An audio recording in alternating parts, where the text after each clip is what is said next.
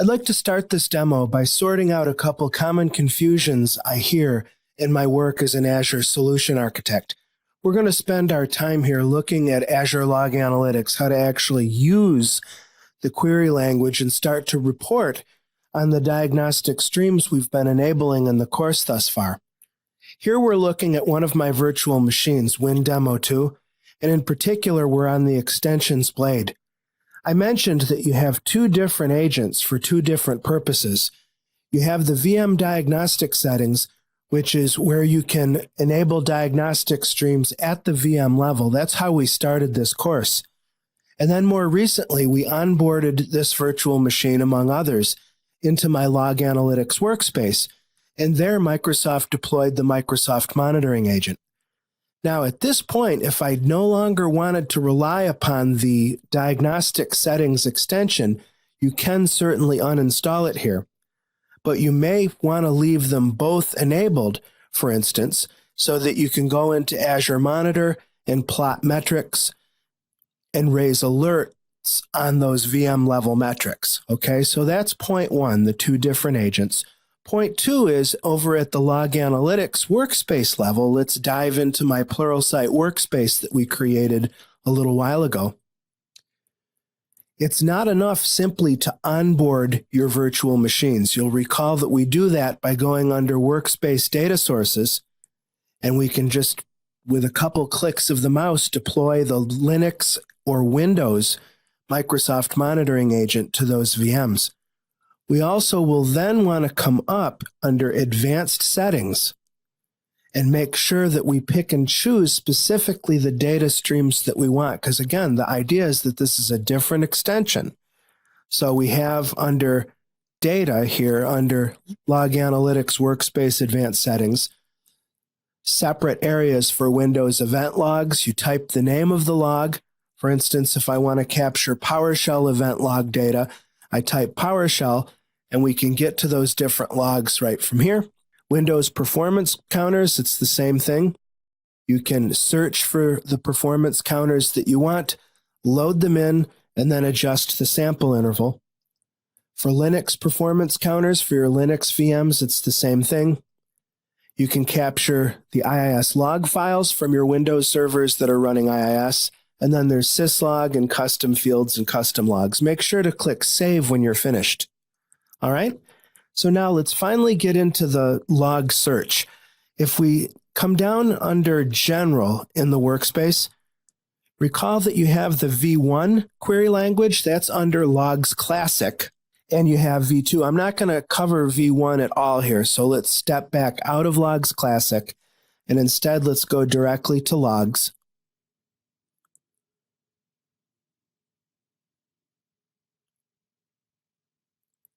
To give us more room, let me hide the menu for the workspace and hide the Log Analytics blade as well. Okay, so this is the Custo Query Editor interface, also called Azure Data Explorer. Notice that it's a multi-tab interface where you can have multiple queries going on at the same time. If we look on the left-hand side under Schema, as I mentioned, you have various tables that correspond to different resources. Under log management, for instance, you can get to, well, hopefully a lot of these make sense intuitively. Event will allow you to go under event logs. Perf will allow you to go under performance counters. And those tables, and then by expanding the tables, looking at the fields underneath, that can help you build your query by giving you the names. But as you'll see in just a moment, the IntelliSense code completion helps us out quite a bit. Let me minimize that for a second, because if we come over to the right, I want to show you the toolbar here. If we go to Query Explorer, this is where you can get to queries that you've run, saved, and favorited, as well as built-in sample queries under Solution Queries. This list will grow longer depending upon how many additional Log Analytics solutions you've enabled. If I go under Saved Queries, I have a couple that I've created. I have one called CPU Aggregated. Let's take a quick look at it. Again, the way the syntax works here, I'm zooming in a little bit to kind of balance between the size of the text so you can see it, and also the output, which can be a little difficult the more we zoom in. But basically, like I said in the theory part, you've got the ability to go against one or more tables, to query against more than one table, and you separate those statements with pipe characters.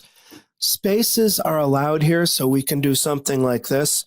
Normally, the queries will look like this, where you have a table and then a space.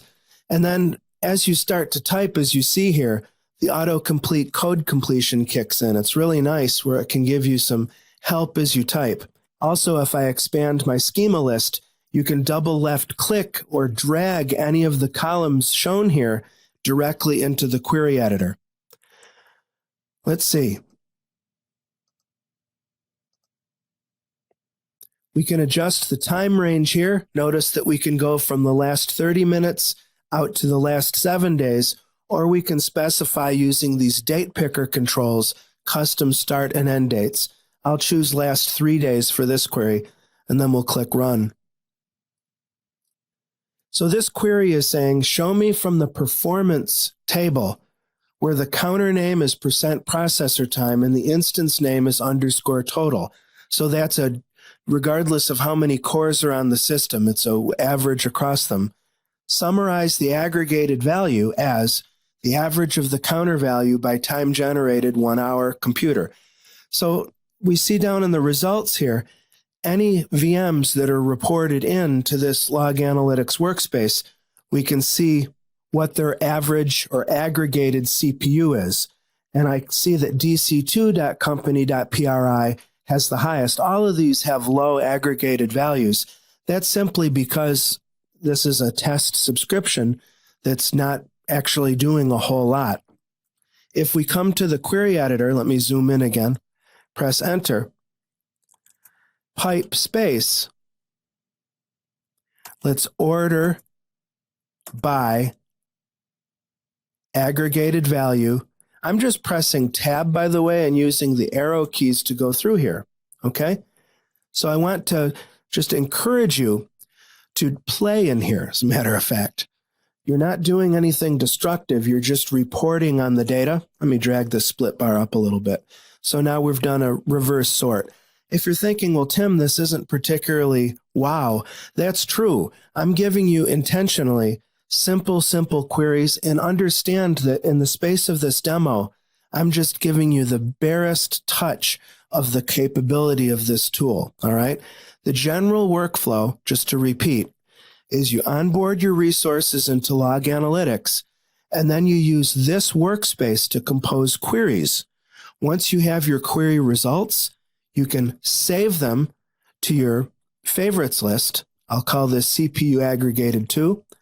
You can save it as a query or as a function, and then you can create a category. I've already created one called perf.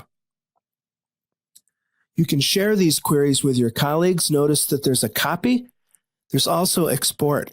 When you export your data out of Log Analytics, you can export to CSV either all columns or just the displayed columns. I'm going to choose the display columns and then click open so you can see the results. I have Excel on the system, so it'll open in Excel. And this is a CSV. As you know, CSV files are a universal data format. If you can get your data out in CSV form, then you can then import that into whatever additional analysis tools you need. Notice also that one of the export options is to export to Power BI. So we have the capability to build Power BI dashboards based on query results, which is nice.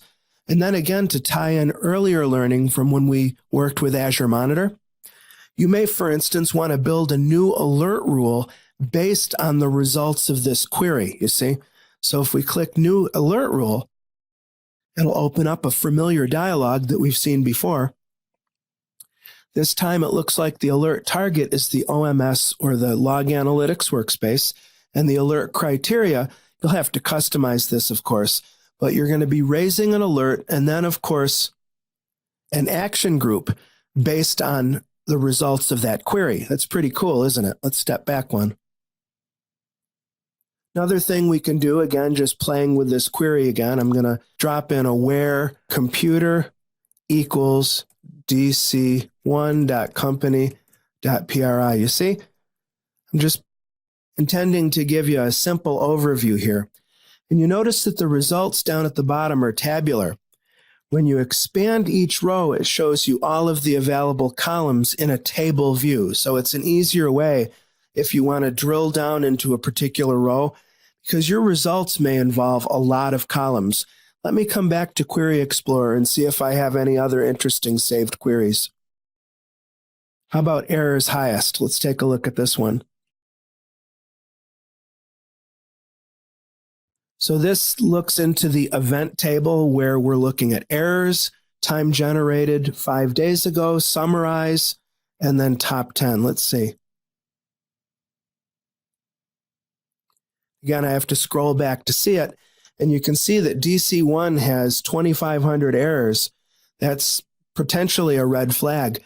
Let me open up the schema list again, because notice that we have this tab called Filter. It's in public preview as of this recording. This makes it easier to scope down your query. So notice it takes, based on your columns that are displayed, you can come in here and just cut down on the results. When you do this and click Apply and Run, you might notice that the query expands. So again, this is a way to help you get up to speed faster with the query language. Final thing I want to do here is take you over to the Log Analytics Playground. This is portal.loganalytics.io. I have it linked in the exercise files. As you work through your learning curve with the Custo query language, you should come here and run queries and just play around. Number one, you're working with Microsoft subscription. Number two, it's a huge data set, and they have all of the different log analytics solutions enabled. What I want to show you here is the fact that you can generate not only tabular data, but pictorial data as well. And you can also look under usage, which is really cool. So you can actually run reports not only for monitoring things like performance and security, but you also can come in and, like I said, look at usage information. So let's run this usage data volume per data type query. Let's click Run. And it gives you a really nice chart, as you can see. In this case, it looks like it's showing you where your spend is going based on which solution. Now, there's lots of good references online that give you heads up on good query ideas. Notice that the query language uses comments, so it's a good idea if you're sharing queries with your colleagues, it uses the C# style comments of // And once again, we can export this as a CSV format if we want to. But this is a nice chart that you could screen capture or whatever to take it out of here. And again, as I said, because this is the Azure Log Analytics Playground, look at this. Look at all of these schema tables that you can get to. Even Office 365, Service Map, Update Management, it's all here. So I would say between the Azure documentation, the Azure Log Analytics Playground, and my Pluralsight colleague Robert Kane's course on the Custo query language, you've really got everything you need to get up to speed with KQL quickly.